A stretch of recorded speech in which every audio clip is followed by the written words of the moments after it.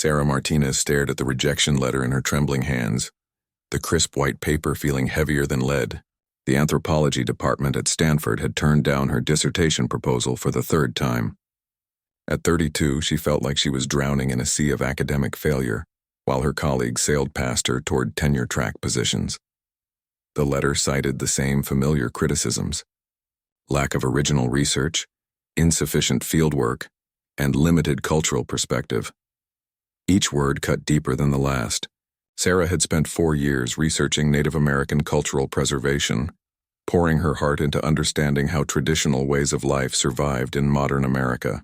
But apparently that wasn't enough. She crumpled the letter and tossed it toward the overflowing trash can in her tiny studio apartment.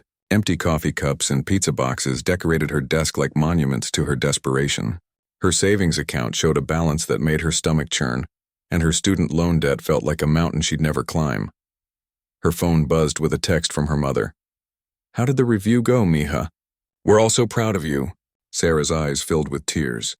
How could she tell her family that she was about to become the first Martinez to drop out of graduate school? Her parents had worked double shifts at the factory to help pay for her education, believing their daughter would become the professor they had always dreamed of being. The walls of her apartment seemed to close in around her. Sarah grabbed her jacket and headed for the door. She needed air, space, anywhere but this suffocating reminder of her failures. As she walked through the campus where she had once felt so hopeful, students rushed past her with purpose and confidence she no longer possessed. At the campus coffee shop, she overheard 2 professors discussing an upcoming conference on indigenous cultural studies. One mentioned a small reservation in Northern California, where traditional crafts were still practiced by elders. "The Modoc people there have maintained their woodworking traditions for generations," the professor said. "But there's no academic documentation of their techniques." Sarah's ears perked up despite her dejection. She'd read about the Modoc tribe in her research but had never visited their reservation. The professor continued, "It's a shame, really. When those elders pass away, centuries of knowledge will die with them. Someone should document their stories before it's too late." That night, Sarah sat on her apartment floor surrounded by research books about the Modoc people. Their history was both tragic and inspiring. Forced from their ancestral lands, reduced to a fraction of their original population, yet somehow they'd preserved pieces of their culture that stretched back thousands of years. The more she read, the more she realized this could be exactly what her dissertation needed: real fieldwork, original research, and a story that mattered. But doubt crept in like fog rolling over the bay. What if she traveled all that way only to be rejected again? What if the tribal members didn't want to share their knowledge with an outsider? What if this was just another dead end in her academic career? Sarah's confidence had been shattered so many times that even hope felt dangerous. She picked up her phone to call her advisor, then put it down. Dr. Henderson had already made it clear that her research lacked the depth needed for a successful dissertation. Why would he support another wild goose chase, as he'd called her previous fieldwork attempts? The next morning brought another blow. An email notification showed that her part-time teaching assistant position would end at the semester's close. The department was cutting funding, and as the lowest-ranked graduate student, she was first to go. Sarah stared at her laptop screen, feeling like the universe was conspiring against her dreams. She walked to the library, hoping to find solace among the books that had once inspired her. In the anthropology section, she pulled out a volume about Native American oral traditions. A photograph showed an elderly Modoc man crafting a traditional bow, his weathered hands shaping wood with practiced precision. The caption read, "Master Craftsman Thomas Running Bear, one of the last keepers of ancient Modoc woodworking knowledge." Something stirred in Sarah's chest, a feeling she hadn't experienced in months. This wasn't just about her dissertation anymore. This was about preserving something precious before it vanished forever. Real people with real stories that deserved to be heard and documented. Maybe her academic career was falling apart, but perhaps there was something more important at stake. She closed the book and made a decision that would change everything, even if it meant using the last of her savings, even if it meant risking complete academic failure. She was going to drive to the Modoc reservation. Not for her professors or her dissertation committee, but for the stories waiting to be told and the knowledge waiting to be preserved. As Sarah packed her car with recording equipment and camping gear, she had no idea that her journey would lead to something far more valuable than any degree. She was about to discover that sometimes when you think you're losing everything, you're actually being guided toward exactly where you belong. The dusty road to the Modoc reservation stretched endlessly before Sarah's aging Honda Civic. After 6 hours of driving through increasingly remote Northern California landscape, she began questioning her impulsive decision. Her GPS had lost signal an hour ago, and the last gas station was a distant memory. Rolling hills covered in dry grass gave way to sparse forests of juniper and pine trees. When she finally spotted the hand-painted sign reading, Modoc Tribal Lands, Sarah's heart pounded with nervous excitement. The reservation was smaller than she'd imagined, consisting of scattered houses, a community center, and what appeared to be a small school. Children played in dusty yards while dogs wandered freely between homes. Sarah parked near the community center, unsure of proper protocol. She'd read about approaching tribal communities respectfully, but theory felt different from reality. A group of elderly men sat on benches outside the building, their weathered faces turning toward her with curiosity rather than hostility. She took a deep breath and approached them. "Excuse me," she said, her voice shakier than intended. "I'm Sarah Martinez. I'm a graduate student researching traditional crafts, and I was hoping someone might be willing to speak with me about Modoc woodworking traditions." The men exchanged glances and spoke quietly in their native language. Sarah's cheeks burned with embarrassment, realizing how presumptuous she must sound. A woman emerged from the community center, her gray hair braided with colorful beads and her dark eyes assessing Sarah with gentle skepticism. "I'm Helen Running Bear," the woman said. "These men are wondering why another researcher wants to study us. We've had plenty of people come here, ask questions, take our stories, and disappear. What makes you different?" Sarah's carefully prepared speech evaporated. Instead, she found herself telling the truth about her failing academic career, her desperation to find meaningful research, and her growing realization that preserving cultural knowledge mattered more than her personal success. Helen listened without interruption, her expression gradually softening. "My husband Thomas was the master craftsman you probably read about," Helen said finally. "He passed away last winter, but his knowledge didn't die with him completely. He taught our son Marcus everything he knew before the cancer took him." Sarah's heart sank. She'd traveled all this way to interview someone who was no longer alive. But Helen continued, "Marcus isn't much for talking to outsiders, especially academics. He's had bad experiences with researchers who treated our culture like specimens in a laboratory. But maybe if you're willing to stay a while and prove your intentions are genuine, he might consider sharing his father's teachings." The next challenge was finding a place to stay. The nearest hotel was over an hour away, and Sarah's budget couldn't handle daily commutes. Helen suggested she speak with Maria Santos, a tribal member who occasionally rented out a small cabin on her property to visitors. The cabin turned out to be a converted storage shed with basic plumbing and a hot plate, but it was clean and affordable. Maria was a widow in her 50s who worked as a school administrator. She welcomed Sarah with cautious kindness, explaining the cabin's simple amenities and the reservation's unwritten rules. "Respect is everything here," Maria said. "We've learned to be careful about who we trust with our stories." Sarah spent her first week simply observing and volunteering wherever help was needed. She assisted at the community center's after-school program, helped elderly residents with grocery shopping, and gradually became a familiar face around the reservation. The children were the first to warm up to her, fascinated by her recording equipment and endless questions about their lives. Through the children, Sarah began learning about the community's daily rhythms. She discovered that many families struggled with poverty and limited opportunities, yet they maintained strong bonds and cultural pride. The reservation had problems like any community, but there was something special about how people cared for each other. One evening, as Sarah sat outside her cabin watching the sunset, a pickup truck pulled into Maria's driveway. A tall man with shoulder-length black hair emerged, carrying what appeared to be a wooden bow. Even from a distance, Sarah could see the craftsmanship in the weapon's curved lines and smooth finish. "That's Marcus Running Bear," Maria said, joining Sarah on the small porch. "Thomas's son. He's been avoiding you since you arrived." Marcus unloaded several more bows from his truck, each one slightly different in design but all showing exceptional skill. Sarah watched him work with quiet efficiency, moving like someone who understood wood and tools on an instinctive level. She wanted to approach him but sensed that patience would serve her better than eagerness. He makes those bows the traditional way, Maria continued. Uses only hand tools and techniques passed down through generations. Some people think it's a waste of time in the modern world, but Marcus believes it's his responsibility to keep his father's knowledge alive. That night, Sarah lay in her narrow bed listening to coyotes howl in the distance. She thought about her failed dissertation proposals and her dwindling bank account.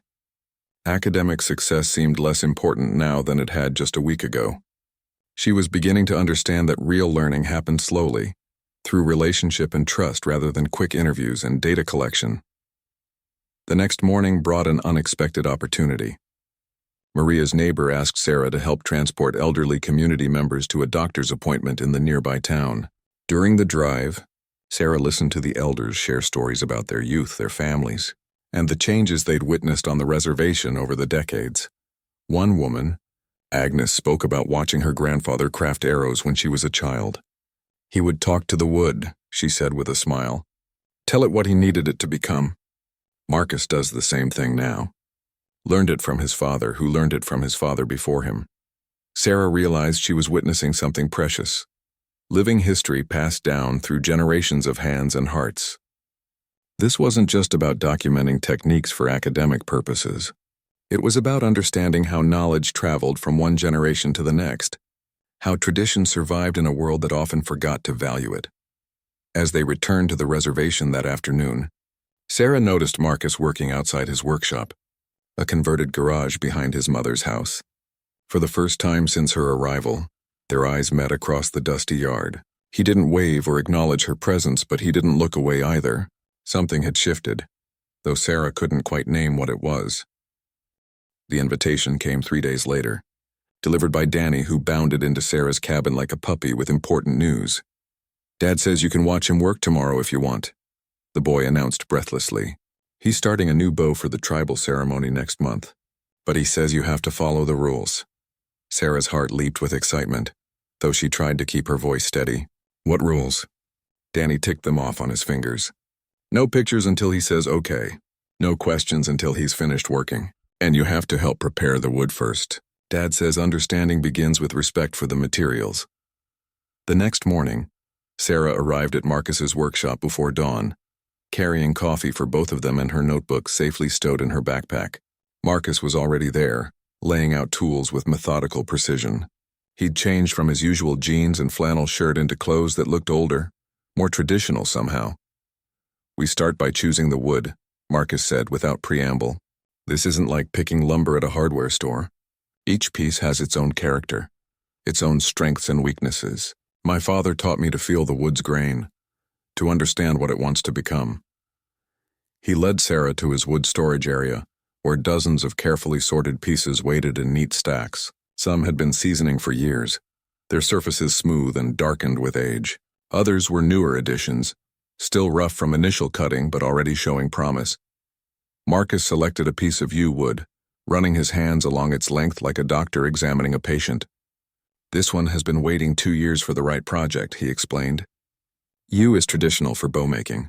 It's strong but flexible, holds its shape under stress, like people who've survived difficult times. Sarah watched him examine the wood's grain pattern, noting every knot and irregularity. His knowledge was intuitive, gained through years of practice rather than textbook study.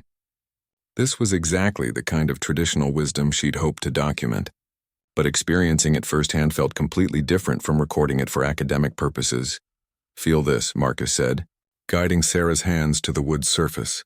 Notice how smooth it is here, rougher there. Each change in texture tells you something about how the wood grew, what challenges it faced. Under Marcus's guidance, Sarah began to understand wood as a living material with history and personality. They spent the morning preparing the yew stave, carefully removing bark and sapwood to reveal the heartwood beneath. Marcus demonstrated each technique slowly, allowing Sarah to try her hand at the delicate work. Patience is the most important tool, he said as Sarah struggled with a particularly stubborn piece of bark. The wood will cooperate when it's ready. Forcing it only creates problems later. As they worked together, Marcus began sharing stories his father had told him. Tales of master craftsmen who could predict a bow's performance by touching the wood, of arrows that flew true because they were made with proper intention, of the spiritual connection between hunter and prey that good weapons were supposed to facilitate. Western culture sees bows as weapons, Marcus explained, but for our people, they're tools of relationship. They connect us to the animals we hunt, to the ancestors who taught us these skills, to the future generations who will carry on these traditions. Sarah found herself completely absorbed in the work and stories. Hours passed without her noticing as they slowly shaped the rough wood into something that resembled a bow. Her hands ached from unfamiliar movements and wood shavings covered her clothes, but she felt more engaged than she had in any classroom or library.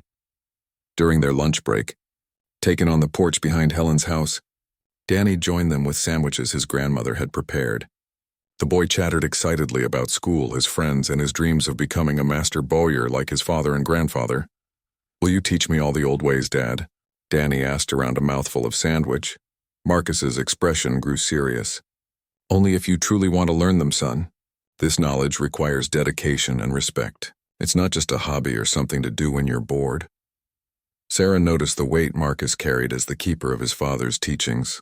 The responsibility was enormous, preserving centuries of accumulated wisdom while adapting it for a modern world that often didn't value traditional skills. If Danny chose a different path, would the knowledge die with Marcus?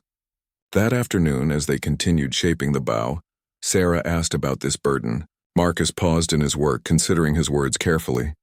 "My father worried about the same thing," he admitted. "He used to say that knowledge wants to be shared, but only with people who will honor it properly. That's why he was careful about who he taught, why he turned away some researchers who came here." "What made him trust you with everything?" Sarah asked. Marcus smiled for the first time since she'd known him. "I was 8 years old when he started teaching me. Too young to have wrong ideas about what I was learning. I absorbed the techniques along with the values, the spirituality along with the mechanics. By the time I was old enough to question things, the knowledge was already part of who I was." As the sun began setting, they had transformed the rough yew stave into something recognizably bow-shaped. It still needed weeks of careful work to reach completion, but the basic form was there, waiting to be refined. "Tomorrow we'll begin the delicate work," Marcus said, carefully storing their progress, tillering the bow, adjusting its bend, testing its balance. That's where years of experience really matter. Sarah thanked him for sharing his knowledge and prepared to leave, but Marcus stopped her with a question that surprised them both. "Would you like to stay for dinner? Helen always makes too much food, and Danny's been asking if you'll help him with his homework." It was the first truly personal invitation Sarah had received since arriving on the reservation. As she sat around Helen's kitchen table that evening, listening to family conversation and helping Danny with his math problems, she felt something she hadn't experienced in years, the simple comfort of belonging somewhere. After dinner, as she walked back to her cabin under a sky brilliant with stars, Sarah realized her relationship with this community had evolved far beyond research. These weren't subjects to be studied anymore. They were becoming friends, maybe even family. The thought both thrilled and terrified her, because it meant her time here would end with a goodbye that would break her heart. 6 weeks had passed since Sarah's arrival, and the bow she'd helped Marcus begin was nearing completion. Every day brought new lessons as they worked together, adjusting the weapon's taper, testing its flexibility, ensuring perfect balance. Sarah's hands had grown calloused from handling tools, and her understanding of traditional craftsmanship had deepened beyond anything she could have learned from books, but her academic obligations were calling her back to reality. Dr. Henderson had sent increasingly urgent emails about her missing coursework and dissertation deadlines. Her funding would be completely cut off if she didn't return soon to defend her research progress. The university world that had once defined her entire identity now felt foreign and distant. Marcus noticed her growing anxiety during their morning work sessions. As they put finishing touches on the bowstring, carefully twisted from sinew according to traditional methods, he finally asked what was troubling her. "I have to go back," Sarah said quietly, not looking up from her work. "My advisor is threatening to drop me from the program if I don't return within the week. I've been here almost 2 months and I still don't have a dissertation topic he'll approve." Marcus continued his careful work on the bow's grip, wrapping it with leather strips in a pattern his father had taught him. "What will you tell him about your time here?" Sarah laughed bitterly. "That's the problem. How do I explain that I came here to study traditional crafts but ended up learning about community, patience, and what really matters in life? That's not exactly academic material. Why not? Marcus asked. Isn't understanding cultural values part of anthropology? Academic anthropology wants measurable data, documented techniques, theoretical frameworks, Sarah explained. My professors won't care that I've learned to feel wood grain or that I understand the spiritual connection between craftsman and material. They want charts and graphs and citation-heavy analysis. As they worked in comfortable silence, Sarah felt her time on the reservation slipping away like sand through her fingers. She'd found something precious here, but she couldn't figure out how to build a bridge between this world and the academic one waiting for her return. The community had accepted her completely by now. Children ran to greet her each morning. Elders shared stories without prompting, and families invited her to meals and celebrations. She documented dozens of traditional practices, recorded hours of oral histories, and gained insights into cultural preservation that could form the foundation of important research, but none of it felt like enough to justify her extended absence to a dissertation committee focused on academic achievement, rather than cultural understanding. Sarah had always been a good student who followed rules and met expectations. This journey into uncertain territory terrified her. 3 days before her planned departure, the annual harvest celebration took place. The entire community gathered for traditional foods, dancing, and ceremonies that connected them to their ancestral heritage. Marcus had completed the bow they'd worked on together, and it would be blessed during the ceremony before being gifted to a young tribal member coming of age. Sarah watched the celebration with mixed emotions, knowing she might never witness such authentic cultural expression again. The dances told stories of seasons and animals, of survival and celebration. The songs carried melodies that had traveled through generations of voices. This was living culture, not the academic version she'd studied in textbooks. During a quiet moment in the festivities, 8-year-old Danny found Sarah sitting alone on a bench, lost in thought about her impending departure. The boy had grown attached to her during her stay, often seeking her help with homework or simply wanting to share the day's adventures. "Miss Sarah," Danny said, settling beside her with the serious expression children wore when tackling important subjects. "Are you really leaving tomorrow?" Sarah's throat tightened. "I have to go back to school, Danny. My teachers are expecting me." Danny was quiet for a moment, processing this information with the gravity only children could bring to adult problems. Then his face brightened with an idea that would change everything. "Wait here," he said, jumping up from the bench. "I have to ask Dad something important."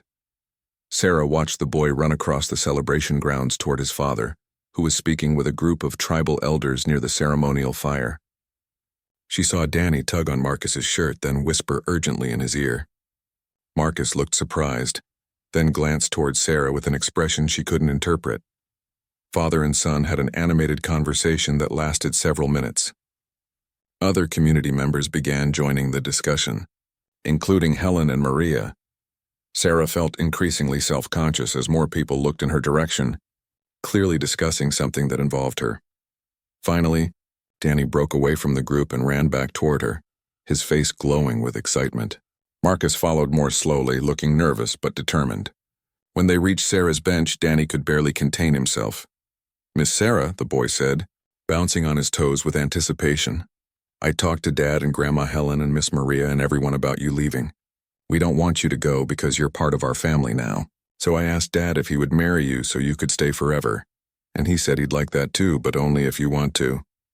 Sarah's mouth fell open in shock.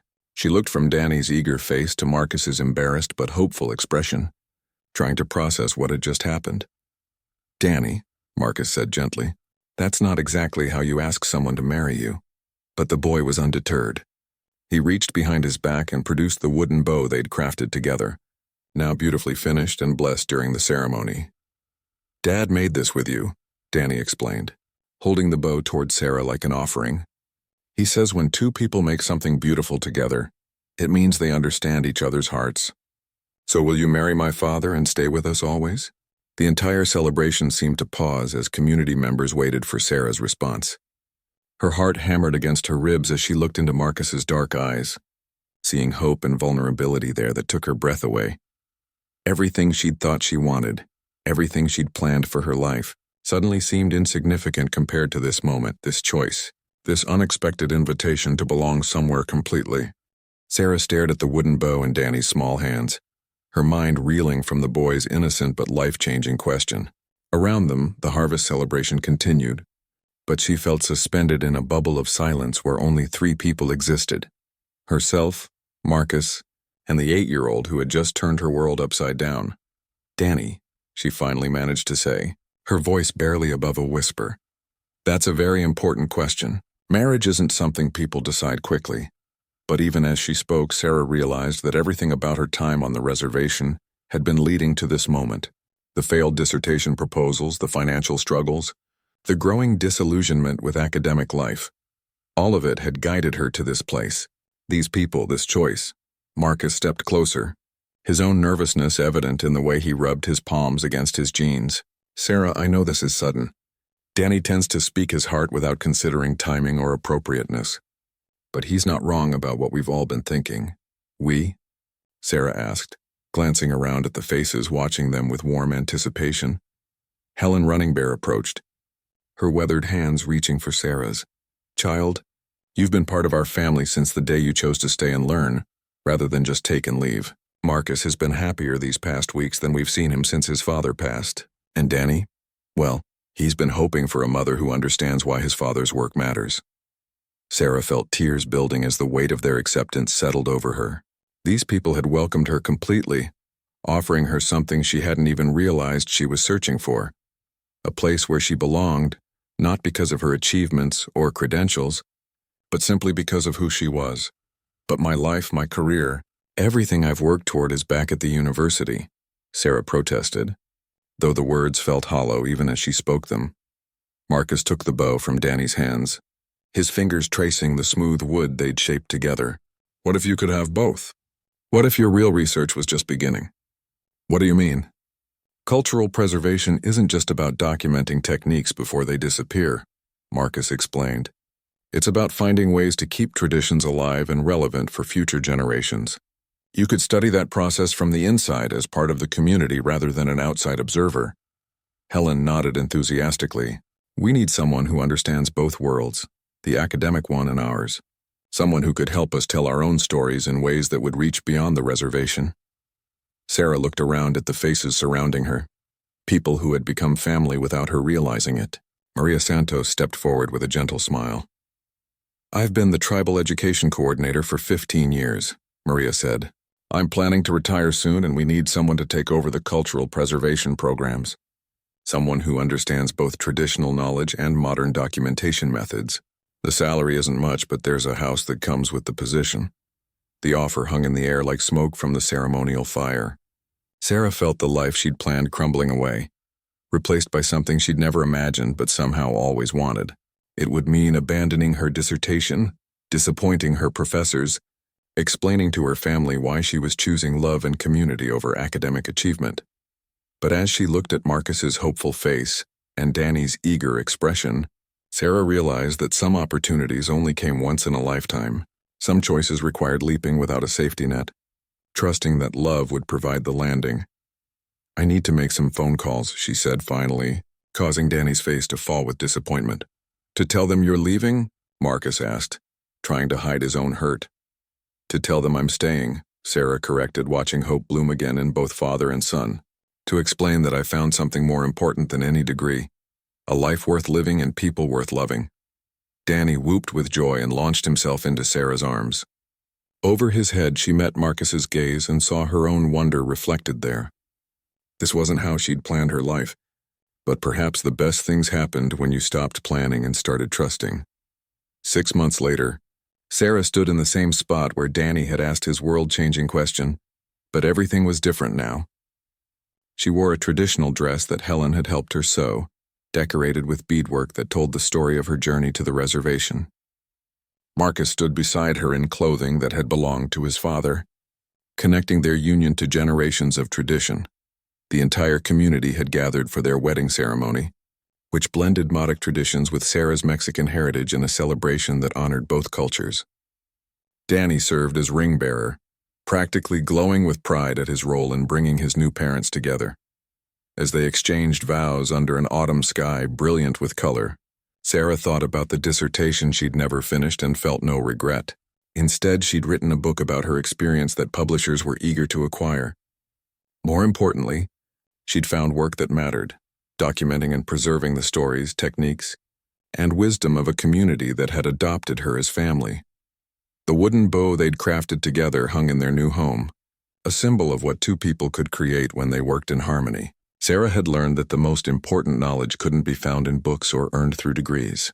It lived in the connections between people, in the patient passing of wisdom from one generation to the next, in the courage to choose love over security.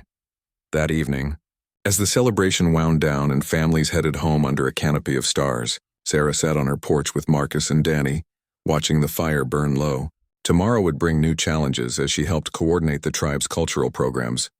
But tonight was perfect just as it was. No regrets? Marcus asked, taking her hand in his. Sarah looked at her new family, thought about the academic life she'd left behind, and smiled. Only that it took me so long to find my way here. Danny, already half asleep against his father's shoulder, mumbled contentedly, I knew Dad needed a wife who understood about making beautiful things together. And as Sarah looked up at the vast sky filled with more stars than she'd ever seen in the city, she realized that sometimes the most important research was discovering where you truly belonged. Sometimes the greatest achievement was simply finding home. 3 weeks into her stay, Sarah had settled into the reservation's rhythm like a stone finding its place in a stream. She woke each morning to the sound of roosters crowing and spent her days helping wherever needed. The community had slowly begun accepting her presence, though Marcus Running Bear remained an enigma who worked alone in his workshop and spoke only when necessary. Sarah's breakthrough came through an unexpected source. 8-year-old Danny Running Bear, Marcus's son. The boy had been watching her document traditional recipes with the tribal elders, his dark eyes bright with curiosity about her recording equipment. Unlike his father, Danny had no reservations about approaching strangers. What's that thing? Danny asked one afternoon, pointing at Sarah's digital recorder as she interviewed an elder about traditional food preservation methods. It helps me remember people's stories, Sarah explained, like having a really good memory that never forgets. Danny's face lit up with understanding. My dad has lots of stories about making bows. Grandpa Thomas told him everything before he went to the spirit world. But Dad doesn't like talking to people about it. Sarah's heart quickened, but she kept her voice casual. Your grandfather must have been very skilled. The best, Danny said proudly. Dad makes bows just like Grandpa did, using only the old ways. He says machines make things fast, but hands make things with spirit. That evening, Sarah sat on her cabin's small porch grading papers from her online tutoring job when Danny appeared on his bicycle. He rode in circles around her small yard, working up courage for something. Finally, he stopped and approached her porch. Miss Sarah, he said, using the title the children had given her. Would you like to see my dad's workshop? He's not there right now. He went to town for supplies. Sarah hesitated. She didn't want to violate Marcus's privacy or trust, but her curiosity about his craft was overwhelming. I don't think your father would appreciate us looking around without his permission. He wouldn't mind if I showed you, Danny insisted. I help him sometimes. I know all about the different woods and tools. Against her better judgment, Sarah followed Danny to the converted garage behind Helen's house. The workshop was immaculate and organized with the precision of someone who treated their craft as sacred practice. Hand tools hung on pegboards in careful arrangements. Different types of wood were sorted and stacked according to some system Sarah couldn't decipher. What struck her most were the bows in various stages of completion. Some were rough pieces of wood just beginning to take shape, while others were nearly finished masterpieces waiting only for final touches. Each bow seemed to have its own personality, its own story waiting to be told. Dad says every piece of wood wants to become something, Danny explained, running his small hand along a partially carved bow. You have to listen to find out what it wants to. But Sarah was so absorbed in examining the craftsmanship that she didn't hear footsteps approaching, until a deep voice spoke behind her. Most people knock before entering someone's workspace. Sarah spun around to find Marcus, standing in the doorway, his expression unreadable. Her face burned with embarrassment as she struggled to find words that might excuse her intrusion. Dad, I was just showing Miss Sarah your bows, Danny said, completely unaware of the tension in the air. She likes learning about how things are made. Marcus's jaw tightened slightly, but his voice remained controlled. Danny, go help Grandma Helen with dinner. Miss Martinez and I need to talk. As Danny pedaled away on his bicycle, Sarah prepared for the confrontation she deserved. She'd violated Marcus's privacy and proven herself to be just another outsider who couldn't respect boundaries. I'm sorry, she began. I shouldn't have come in here without your permission. Danny was excited to show me your work, and I let my curiosity override my judgment. Marcus studied her for a long moment before stepping into the workshop. What exactly are you hoping to find here, Miss Martinez? Another story to add to your research? Another piece of our culture to analyze and categorize? The pain in his voice caught Sarah off guard. I honestly don't know anymore, she admitted.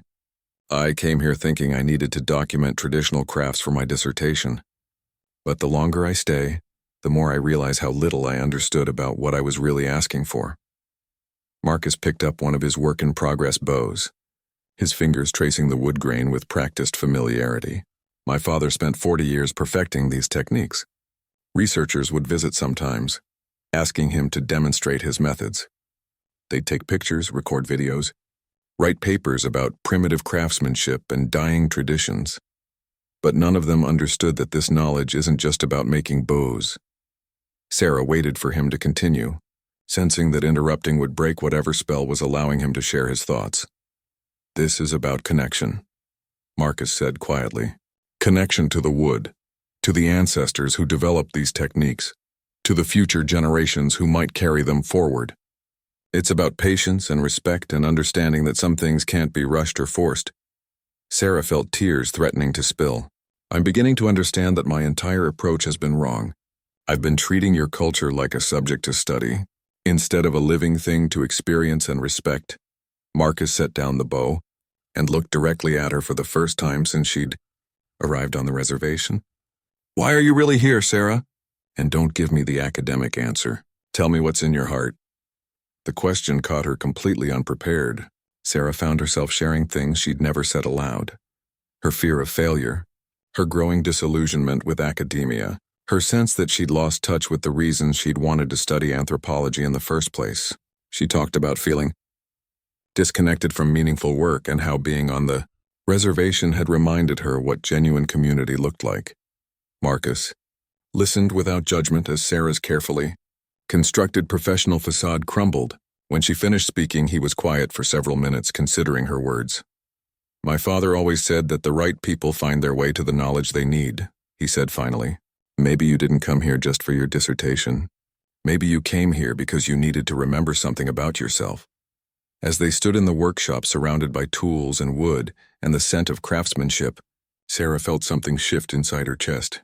For the first time in months, she felt like she was exactly where she was supposed to be, even if she didn't fully understand why.